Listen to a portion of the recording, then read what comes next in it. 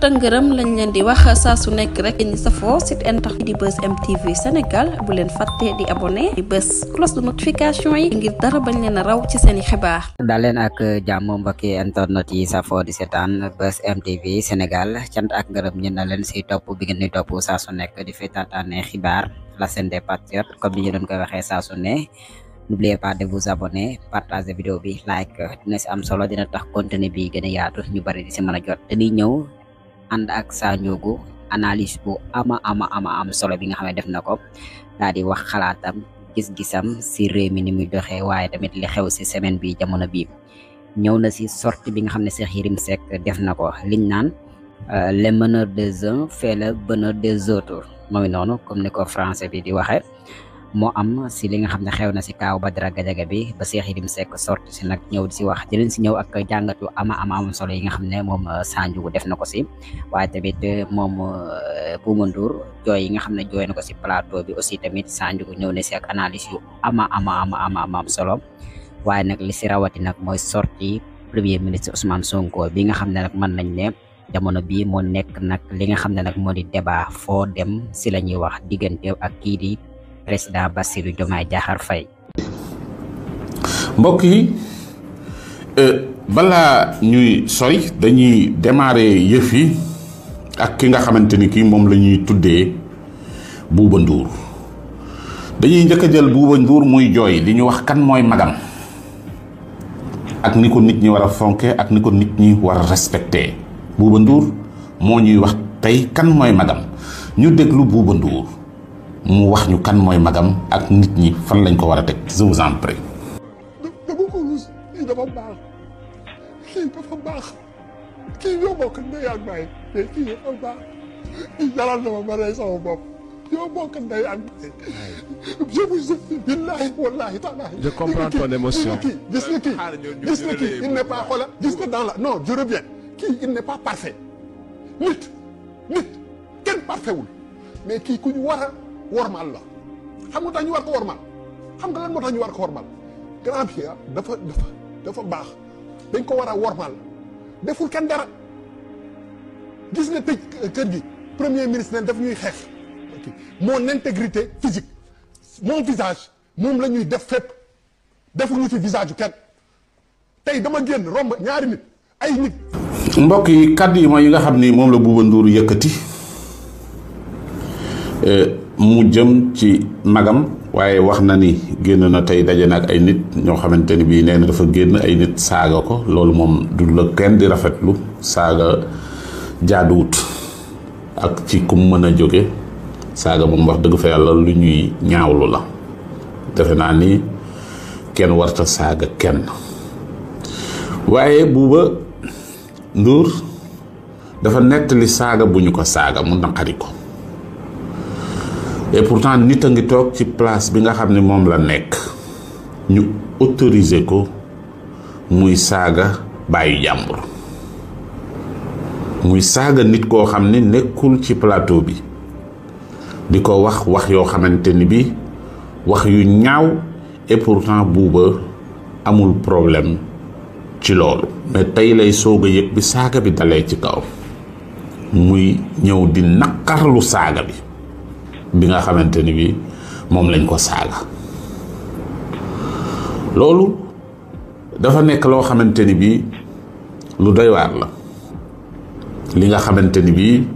tey moom la wax nii dafa ñëw nag di ñu wax kan mooy Youssou Ndour ci mbaaxam kan mooy Youssou Ndour wax ñu ne ñu magam jaral na ko sax mu joxe ba kanam waaw loolu yow la ko jaral sa mag la wax dëgg fa yàlla te it Youssou Ndour ku ko xam ni taxawu na famem taxawu na njabootam loolu moom lu am solo la parce que ay rakkam ak ay kiiwam loolu kenn werante wut ni taxawu na leen waaye it dafa am doxalin yoo xamante ni bii tey seen média bi bu koy doxal te ñu gis ni képp koo xamante ni kii ma ngay nekk ca média ba moom du wax Youssou Ndour wax ju ñaaw même bu àndut ak moom du fa ne te ñuy dëkkee di gis nit ñoo xamante ni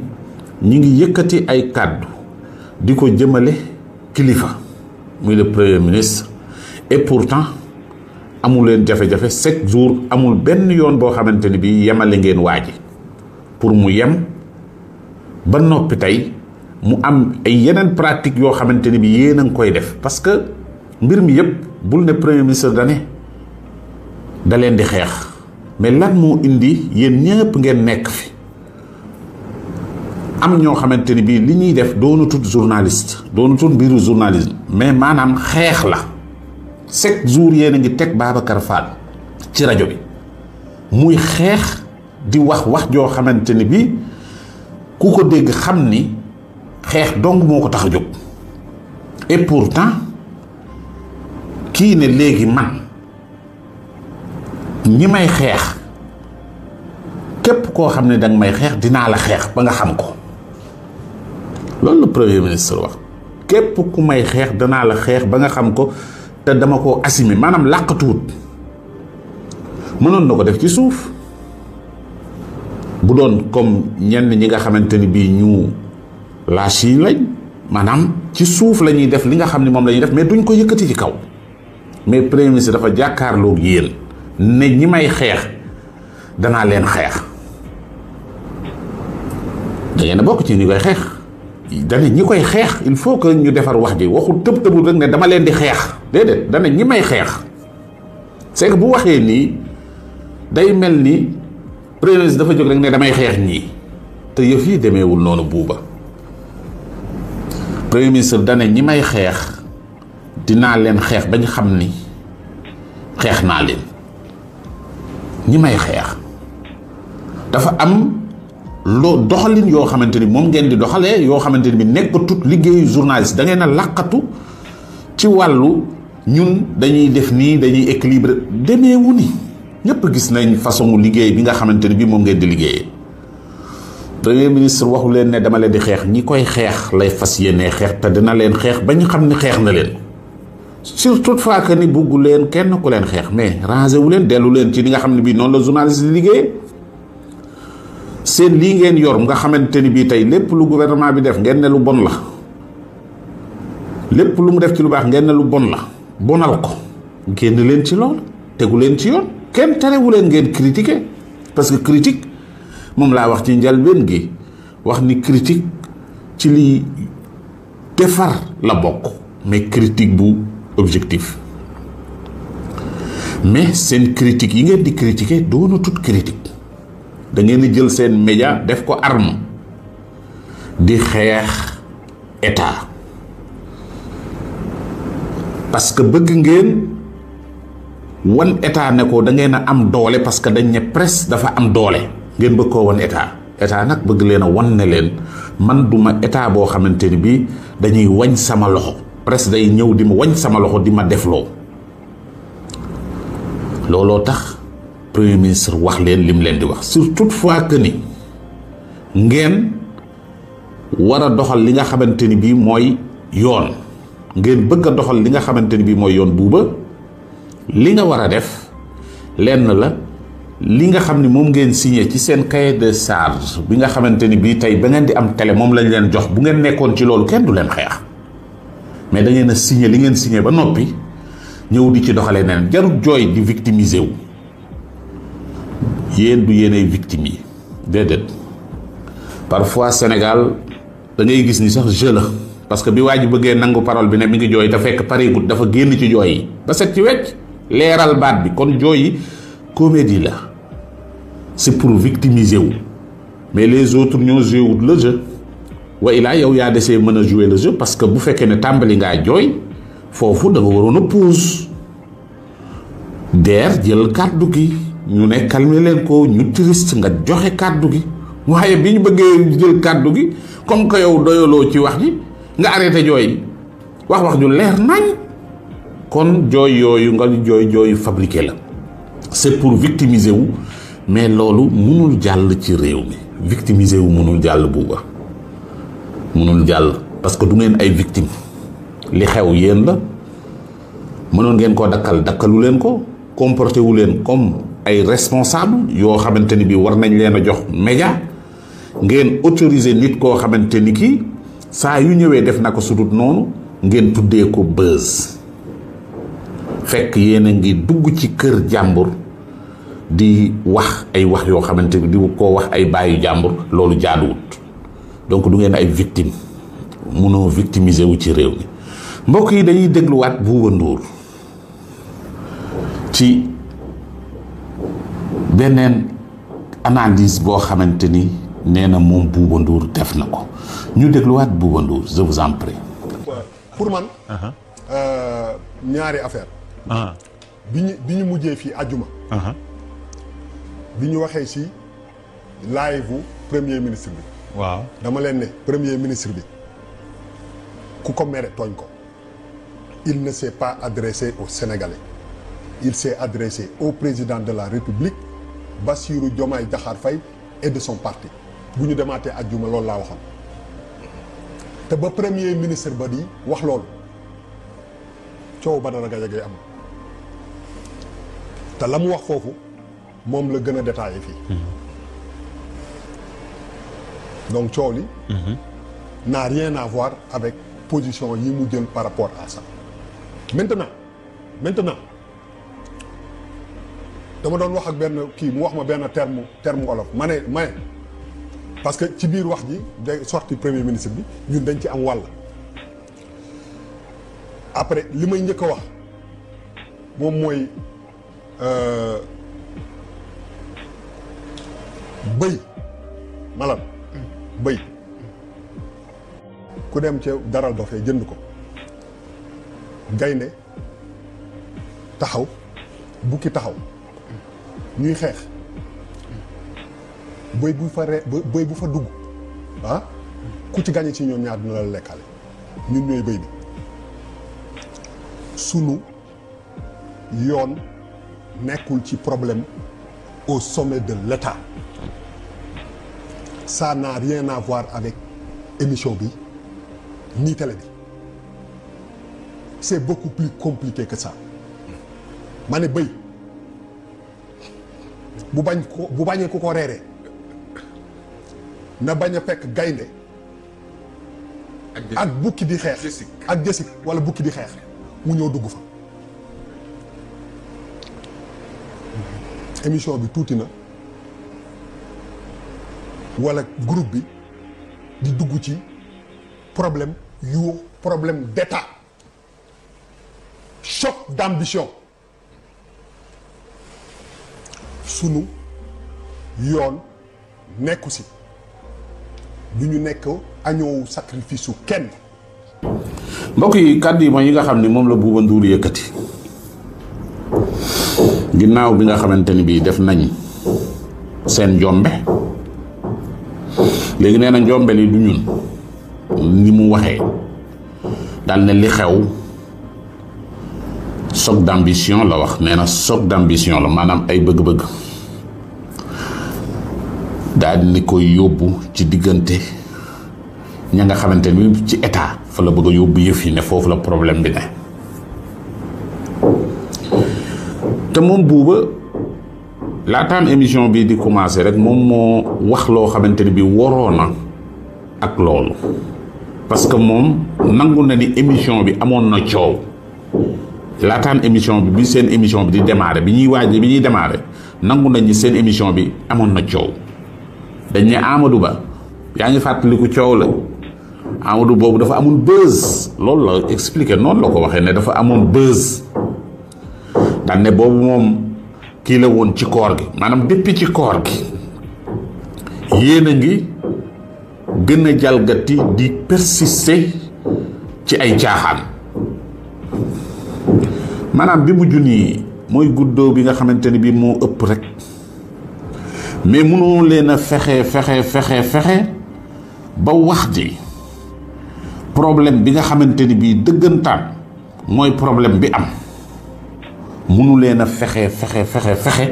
ba du yéen loolu ngeen bëgg maanaam génne ko ci xelu nit ñi daal dee wax ne ñun de duñu ci dara te fekk ne yéen ay problème bi yéen Bouba yéen ay problème bi parce que yéen a teg nit koo xam ni mi ngi nekk di def naka sudut noonu di def naka su dul noonu di toog di wax premier ministre lu ko neex mënu leen a fexe ba du yéen ay problème gis nga problème da nga koy régler une bonne fois pour toutes yenn yi fuite de responsabilité la daw say responsabilité loolu moom mooy li nga xam gis nga nit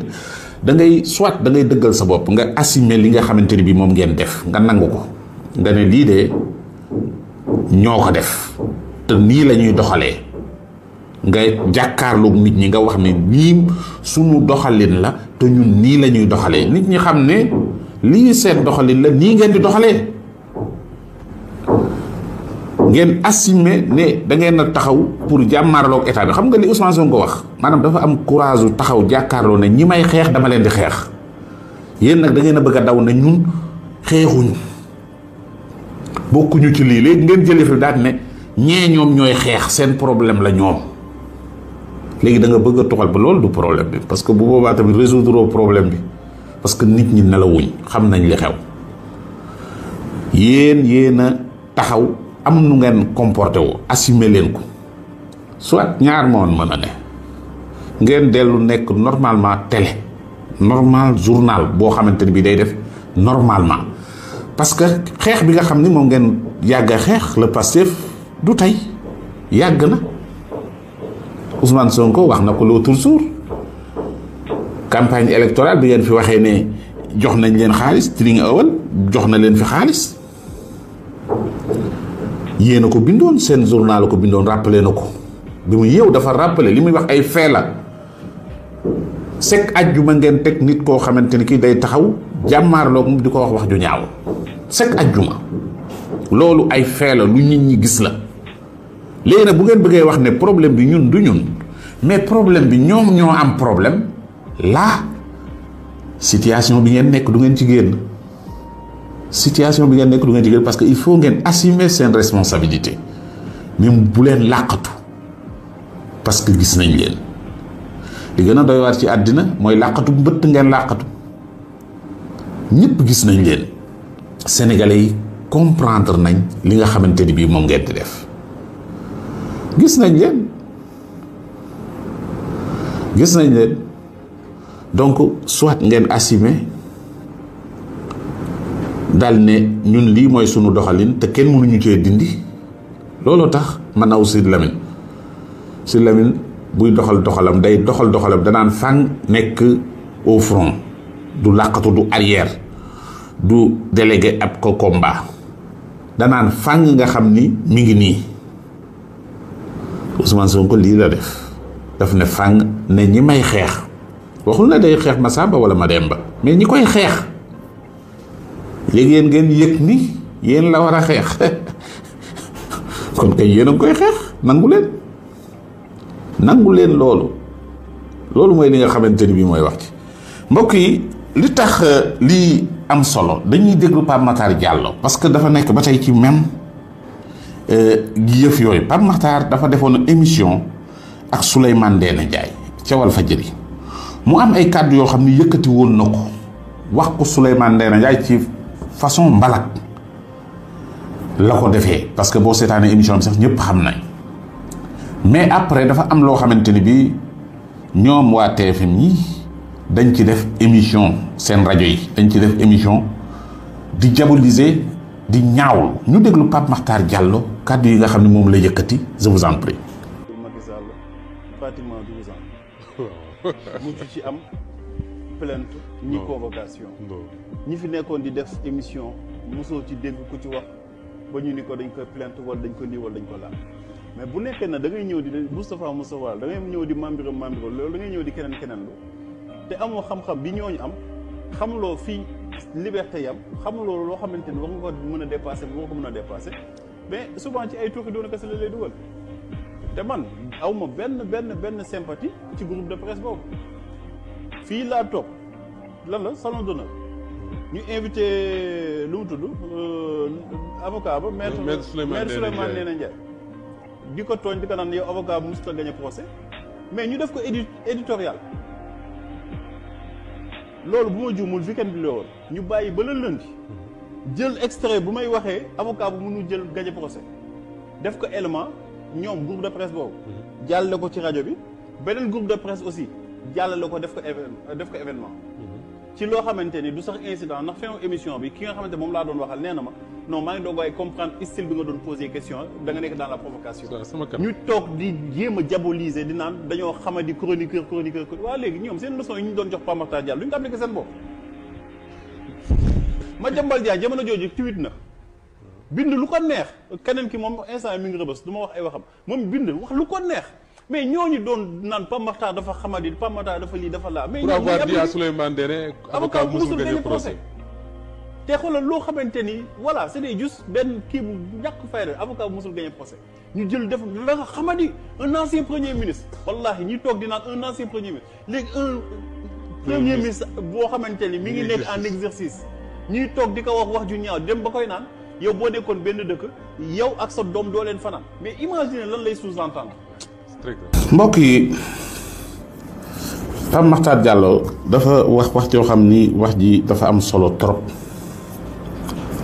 parce que daf lay wan rek ne la gars yi du li ñuy diwoo la ñuy xeeñ loolu mooy li nga xam ne moom mooy liñ lay wan parce que da ngay xool yëf yi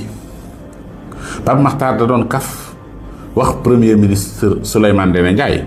ancien premier ministre Abdoulaye Wade mu invité ko mu ne ko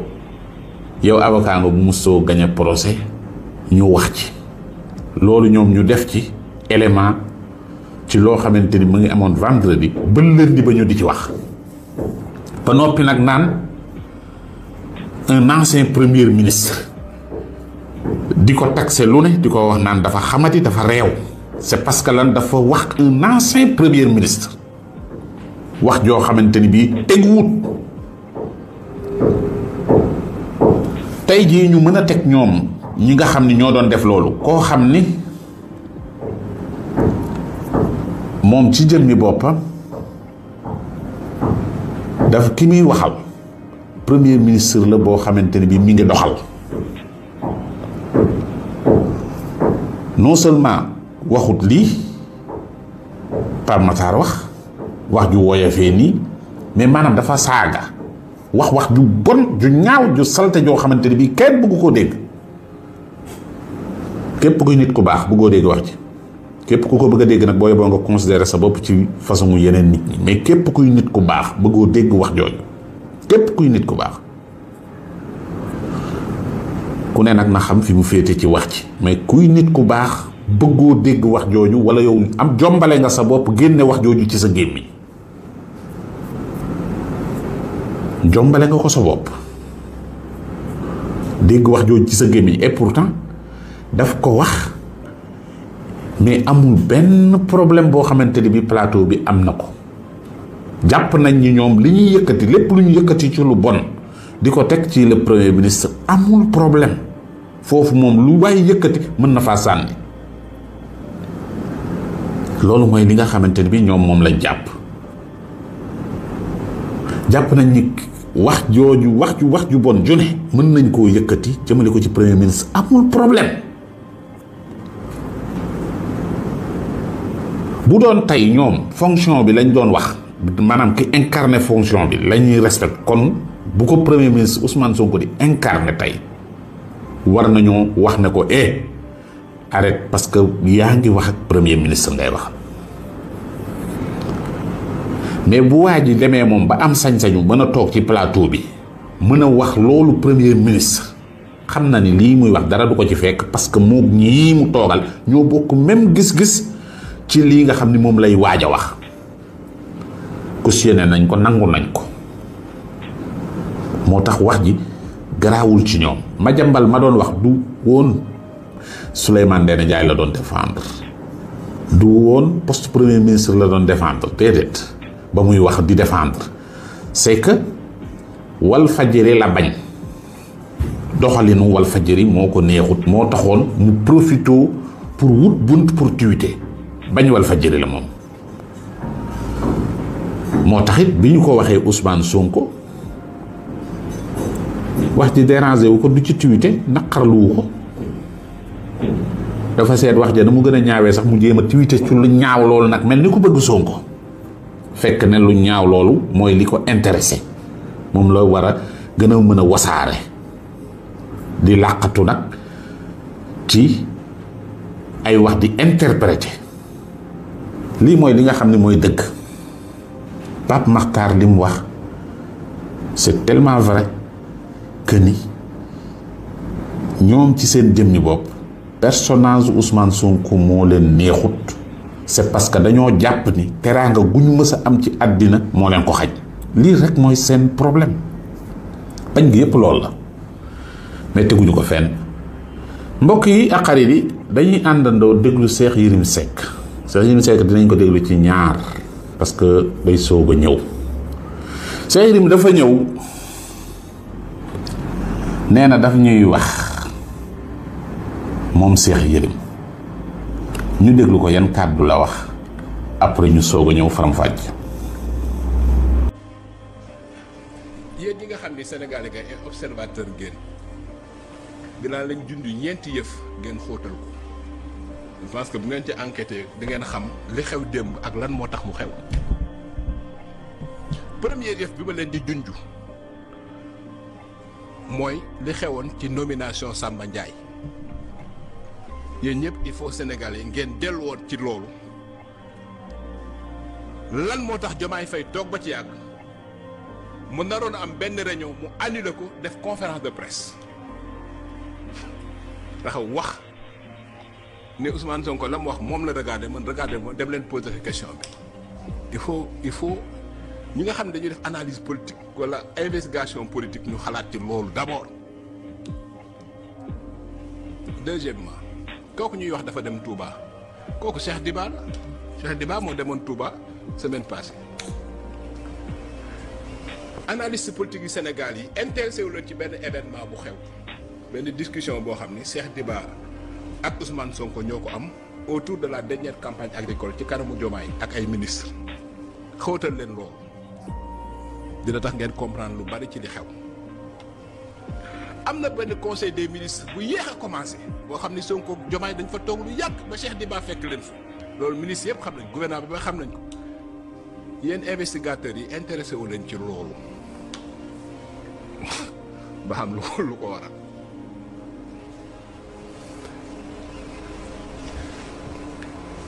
vérifier leen ba xam Sonko fan yi passé dem na njaga ñaaw seeti waa juru góoru président wala déet vérifier leen ko vérifier leen ko yéen enquêteurs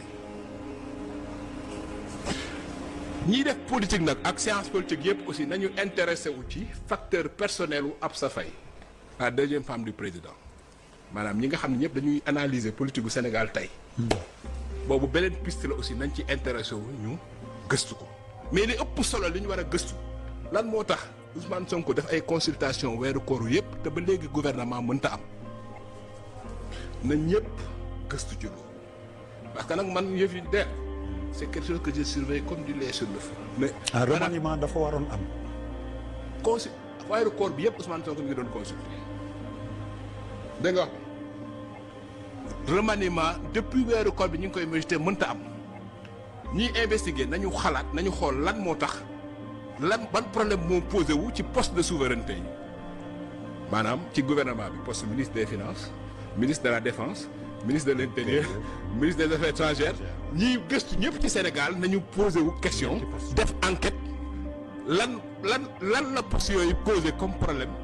ci li tax gouvernement amul ba léegi. jàpp mbokk yi kii mooy Cheikh Yérim Seck. Cheikh Yérim ndeysaan dama ko yërëm quoi parce que léegi moo tax gis nga nguur boo caaxaanut rek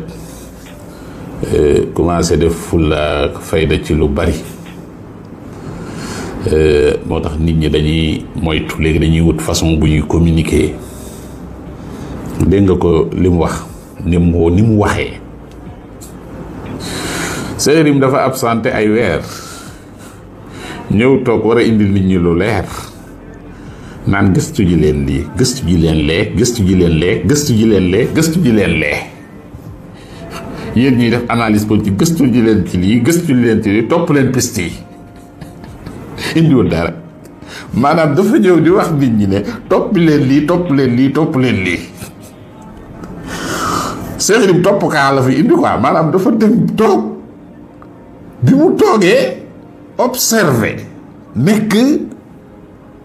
ci ginnaaw di xool mais ñëw di ñu toppaloo ay cas waa topp leen cas topp leen lii topp leen lii topp leen lii topp leen lii Serigne bu fekkee da nga bëgg a mais demal laay fi di topp cas Sénégal ñun topp ñu cas indiwul lenn regardez topp cas Serigne il faut nga dem toppi cas parce que man bi may dégg nga wax defe naa ni plateau jàkkaarloo indiwuñ la fa pour ngay topp cas dañ la wax ne la li xew sa gis-gis sa analyse lañ ci soxla lan ngay analyser ci li nga gis mais waxuñu la ngay topp kaa nit ñi amuñu jotu nekk fi di topp kaa nit ñi ngi ci leneen gëstu ji leen lii wax ñu lii lan la parce que problème bi yëpp mooy dafa yëgatut xamatut te nanguwut askan wi xam ni xamatut yëgatut xamatut gis nga booy yi ñuy wax booy tiktokeur yi ñoo ko gën a yëg lii xew ñoo ko gën a connecté ñoo ko gën a xamut dafay nappe léegi nag dafa nekk di topp kaa yëgul dara la yëgul bu yëgoon dara Cheikh Yérim bu yëgoon dara mooy ñëw toog wax ko parce que day wane ni am na lu mu xam mais xamul dara yëgut dara mais dana fexe ba jéem a dox ci maayu ñu ñenn ñi te dinaa leen wan léegi ne leen Cheikh Yérim dafa perte de vitesse maanaam xamut lu gaal gi di riir maanaam dafa déconnecté yëgutut yëf yi naka la mosu ko yëg sax mosul xam leen parce que Cheikh Yérim dafa ñëwoon rek napp nit ñi napp ñenn gars yi booy intellectuel la njëkk a napp ñi nga xam ne bi def nañ journalisme affaire yooyu napp leen c'est parce que jógee na Jeune Afrique tiitalee leen ko xuuxal leen li waaye booy di wax naan Sénégal dëkk nappante la nappante boobu rek la woon mais Cheikh Yérim moo gën a ordinaire c'est que il faut nit ñi xam loolu lii muy def yëpp moo gën a ordinaire lii muy def ni moo lay delloo ci topp kaa mu naan ñiy def analyse politique topp leen lii ñun toppuñu kaa léegi ñu di topp kaa boo ñëwee indil ay fait waxal lu mën a tegu ci taabal ji defe naa ni ñi lay woo loolu lañ la wooy mais jàpp naa ni décevoir nga leen quoi parce que da nga ñëw di topp kaa ñu déglu beneen élément Cheikh Yérim Seck soog a ñëw faram-fàcce je vous en prie. Cheikh. waaw d'ailleurs ba nag damay analyser. waaw parce que li xew ci affaire Badara c'est un vrai phénomène politique. waaw je pense que ñoom ñi ngi fabriquer Badara en tant que phénomène politique ci réew mi te yëguñu ko man sama jàngat yaakaar naa ni ki convoqué Badara jour bi Trump war a rencontrer Bassirou Diomaye Faye daf ko def peut-être pour saboter visite Bassirou Diomaye Faye xoolal premier jour bi ñu convoqué Badara nga xool cyber notoriété wu li xew convocation Badara liñ ci bind ak liñ ci wax nga comparé ko Trump bi mu gisanteeg Diomaye loolu exercice la boo xam ne informaticiens yi mën nañ ko def wóor na ma ni le rapport c'est au moins de 1 à 10 maanaam benn article bu wax ci Diomaye fu mu gisanteeg Trump 10 articles wax nañ ci Badara Gadiaga xam nga nag des fois wolof lu mu wax dëgg la nee nañ garab bi nar a doon pénc law bi du ko gis ba koy gor wala des fois boo ko naree gor car yu bon yi ngay gor car yu baax yi jóg il faut que nit ñi def beaucoup attention. voilà mbokk yi Cheikh Yérim de nee na dafay analyser mais analyser wu dafa ñëw di nettali danaa la wax lu tax ma wax leen ne analyser wu day nettali dafa dégg dara ñëw di ko nettali parce que parfois il faut que nga xam gars yi tappale yi ñuy tappale Thierno Alassane Sall moo taxaw ca cybercriminalité wax lii Cheikh Yérim wax daal di ne ki nga xam ni moo convoqué Diomaye moo convoqué Badara Gadiaga dafa mel ni day saboté li xew ca Amérique ca Washington moo tax mu convoqué ko mu ne parce que tey ñëpp ñu ngi nii ci lii lañ concentré wu. Thierno Alassane Sall moo njëkk a wax loolu la ñëw nettali ko nee na day analyser léegi nag ñu ñëw ci kaawu analyse su fekkee ne dafa taxaw ne day analyser c'est pour vous montrer que ni Cheikh Yérim il faut que ngeen xam ni moo gën a ordinaire parce que analyse bu dara xewee lu warta xew danga naan lii lu ko waral du caagi ni li war a xew sax xew moom ngay analyser mais li warta xew mais li xew li war a xew la moo xew. presse bi bind ci président Diomaye ak lu muy liggéey ndax gis ngeen ko ndax gis ngeen presse buy bind ci gouvernement Sénégal ak lu muy liggéey li muy def ndax gis ngeen ko. presse fait divers moom lañ yor presse boo xam ne dañu taxaw tembe di xeex Diomaye. xam nga lan mooy nekk événement bi dama ko wax l'autre jour dama ne dañ jëma waaw kii de dañu def président Diomaye fenêtre ma ne waaw kon nañ sant yàlla comme que léegi dem ne ba presse bi di def fenêtre sax foofu président Diomaye voyage am bi noonu lañ sant sax parce que loolu sax ji ngi avancé. le même presse bi nga xam ne bi ñoo taxaw di xeex ñooñu ñoo Badara ñoo bokk même doxalin. ñooñu bu ñu ignoré président du événement mooy train bi yegsi ci waxtu bi moom la Sidy Lamine doon wax ne loolu intéressé wut journaliste bi. train bi yegsi na ci waxtu bi presse bi nii lañ mës a comporté woo léegi ci presse boobu ngay sukkandiku pour wax ne Badara Gadiaga dafa am doole mais doole Badara Gadiaga yéen opposition bi ñoom ñoo ko war a lijjanti opposition bi yéen a war a wut ku am doole léegi Badara Gadiaga ku amul defe mooy seen doole ci moom ngeen fas yéenee wéeru. Sénégal vraiment Sénégal nag dëkk la boo xamante ni kenn xamut koo xam dafa falsifié defem di saaga wax ju ñaaw nga xam ne moo ko yóbbu fa mu nekk léegi ci kooku moom ngeen fas yéenee wéeru ngeen ne mooy garab gi war a doon pénc ak opposition bi yëpp léegi kooku mooy garab gi war a doon pénc ay garab gi boo ko fekkee rooseel leen ko comme que garab gu bon gi ngeen bëgg mu doon pénc ngeen ne garab gi dara doon pénc léegi garab goo xamante ni dafa falsifié BFM. c'est que Sénégal nag dafa am loo xam ni dama jàpp ni ñu bari dañ ci bàyyiwut xel dañu yaakaar ni dafa yomb moo tax ñu bari dinañ mbëkk miir bi c'est parce que li xew dañu defe dafa yomb maanaam ñoom dañu jàpp ni tey Ousmane Sonko lii mu am dafa yomb c'est que dama la bëgg a wax ne leen ndeysaan gi toppoon Idrissa Seck ak ndeysaan gi toppoon Macky Sall dafa am lu waral ndeysaan gi topp leen. lan moo tax Idrissa Seck ndeysaan gi topp ko dafa ànd ak Ablaye Wade def marche bleue campagnal ko ànd ak moom di campagne ba gagné élection yi Ablaye Wade taggal ñu ko wax lu ne ci moom Idrissa Seck di doxal Ablaye Wade bëgg a puus doomam Idrissa Seck di bloqué ba mujj gi mënatul a nekk ak moom c'est parce que doomam la gis ni moom moo ko war a wuutu muy liggéey pour loolu tax mu daa dee sacrifier Idrissa Seck sénégalais yi ne lii Ablaye Wade def jaaduwul c'est parce que Idrissa Seck mii waru ko sacrifier daa di ñëw topp Idrissa Seck merle ko loolu mooy ndeysaan gi toppoon Idrissa Seck 2007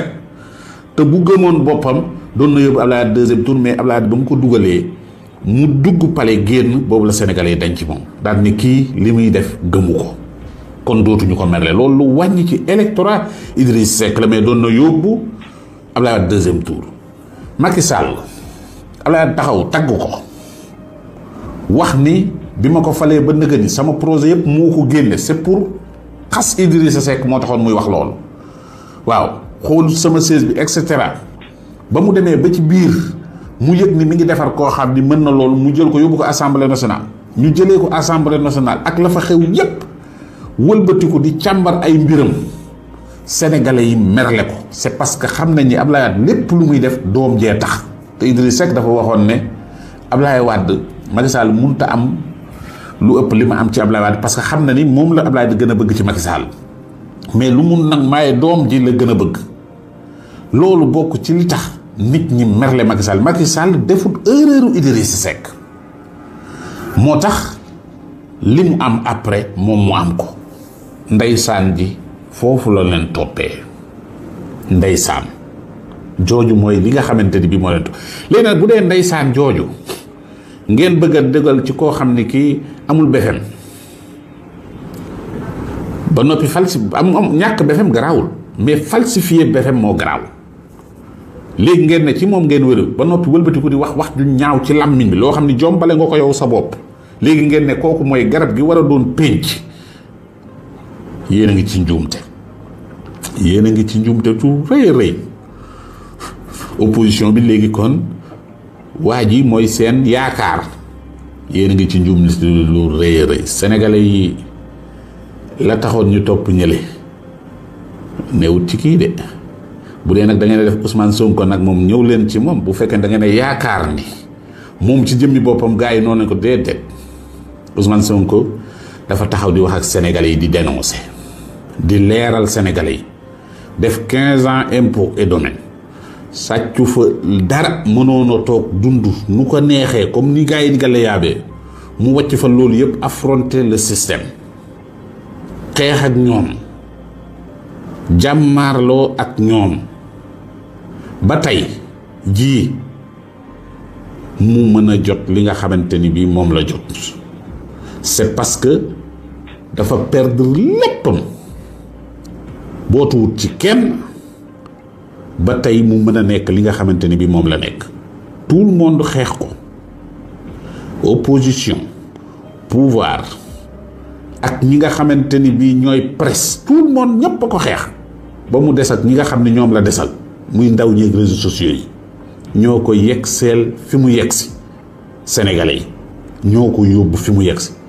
il faut faire très attention comparaison n'est pas raison yirim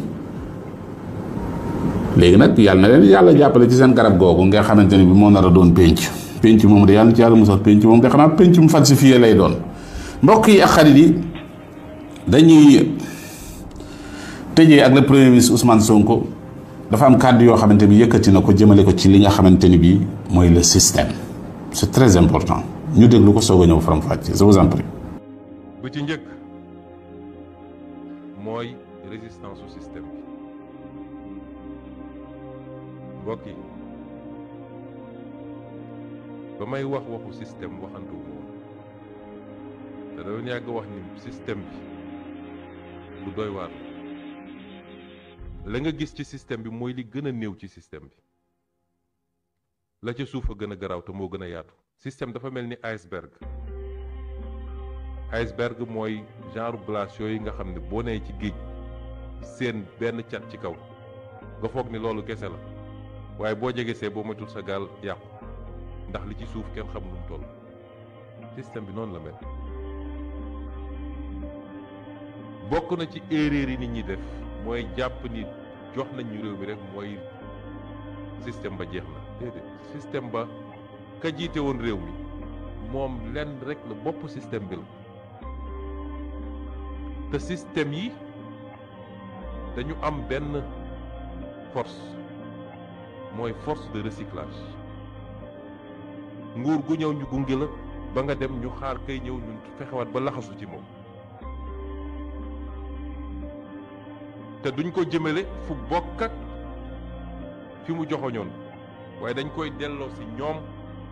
ci seeni pratique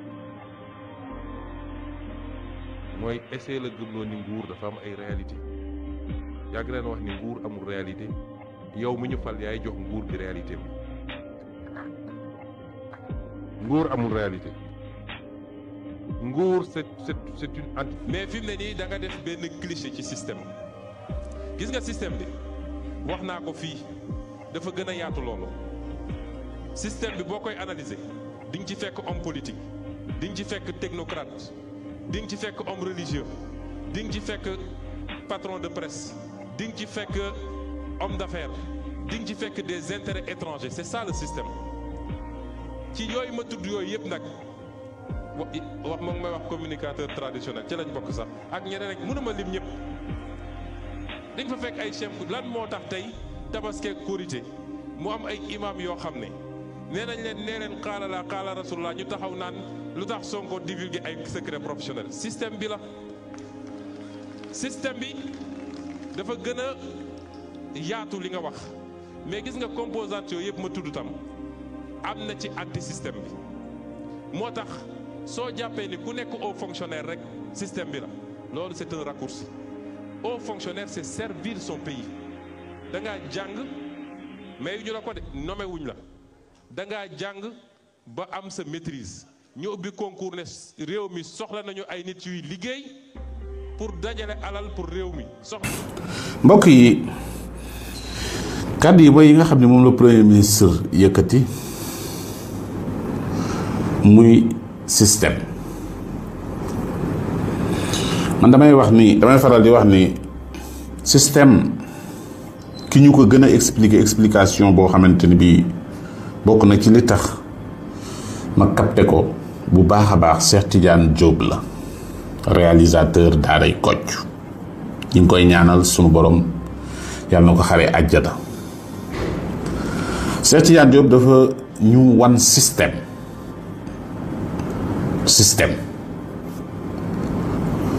ci un DG la ñu wan lan mooy système parce que dafa jël li ñuy tuddee am réew ngay jël rek nga def ko en miniature def ko société mu jël ko def ko benn société bi ku ne am li nga xamante ni mooy kii mu nekk société boo xamante ni bii Moukhery Gueye moo ko jiite woon société bi mu am doxalin boo xam ne moom la doon doxal ba société bi daanu Tafa ñëw yàlla na ko yàlla yërëm moom it Tafa ngir war a redresser société bi mu ñëwee mu fekk fa ay pratique ay doxalin ñi koy doxal ñooy ñi nga xamante ni bii ñooy syndicalistes yi ñooy comptable yi ñooy gestion ñooy ñi nga xamante ni bii ñoo ko wër léegi nag mu war a ñëw ngir redresser société bi gis ngeen ni jafe-jafe yu bari amoon na ko pour redresser ko dem nañ bay dem ci yaayam dem di wut ay sëriñ def nañ lu ne pour nasaxal li nga xamante ni bii mooy bëgg-bëgg bi mu leen bëgg a jaare parce que dañuy xam ne yooyu yëpp day yàq seeni intérêt mais fan la yëf yi mujj nañu nangu bi ñu xamee ni kii kenn mënu koo ger kenn mënu koo corrompre yëf yëpp tegu ci yoon ba société bi redressé wu Buuba ñëw les mêmes pratiques ñëwaat maanaam ñi nga demoon ba defee ni jub nañ c'est parce que demoon nañ ba nangu ni jub nañ ba nga xam ne ñi ngi doxal bàyyi nañ pratique yooyu ci jamonoy Tafa bi Buuba ñëwaatee dañoo delluwaat ci même doxalin yooyu Buuba ànd ak ñoom ci yenn même doxalin yooyu te Buuba demoon na ba soppeeku parce que yóbbu woon nañ ko feneen affecté ko mu dem ba soppeeku mais bi ñu ko delloo si waatee dafa delluwaat ci même pratique yi loolu mooy système man moo tax par exemple bu ma xoolee gis ndaw ñi ak ñenn ñi jàpp ni yëf yi jeex na man damay jàpp ni yëf yi tey lay soog a tàmbali parce que li la premier ministre wax ci ni nga xamante ni noonu la système bi di doxee parce que boo gisee ñii nga xamante ni bi ñi ngi wax nii ñëpp am ay problème c'est le système ñii jàll fi ñii ñoom ñooy le système te nag dañoo bokk même gis-gis même doxalin ñoo ko bokk ñoo bokk même gis-gis seen objectif lenn kese la mooy lan pour indiwaat pratique yooyu il faut que ñu fexe ba yàq diggante président Diomaye ak le premier ministre Ousmane Sonko parce que jàpp nañ ni fekk ci ngi ànd diggante bi li ñu bëgg mënuñu ko il faut ñu yàq ko ak nuñ ko mën a yàqee buñ ko xasee ba yàq soog a taxaw nag di doxal seen programme mais benn programme lañ am ci jamono jiñ toll nii mooy yàq diggante premier ministre ak président de la république.